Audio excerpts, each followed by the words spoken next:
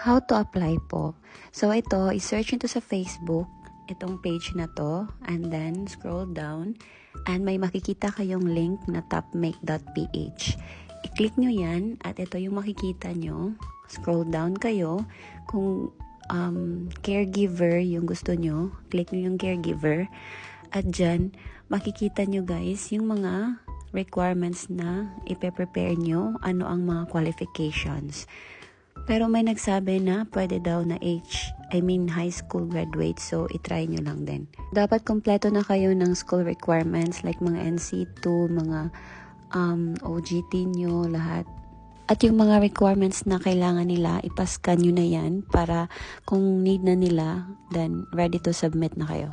So kung feeling nyo, kompleto na kayo, lahat dyan, pasok kayo, then click apply via JotForm.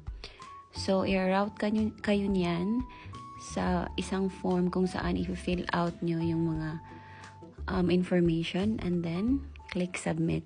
So, wait lang kayo guys sa respond ng Topmake.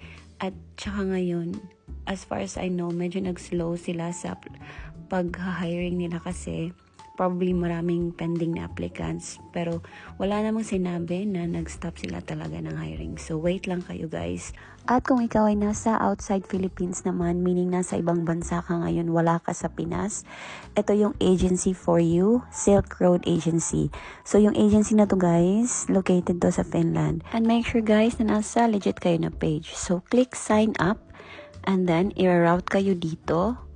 Sign up for assistant nurses or sign up for caregivers. So, kung caregiver ka, click mo yung caregiver and then i-route ka nila sa form na pwede mong i-fill out again.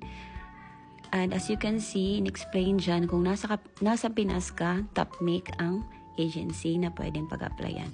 So, yan, i-fill out nyo lang yan kung ano mga kailangan and then click submit.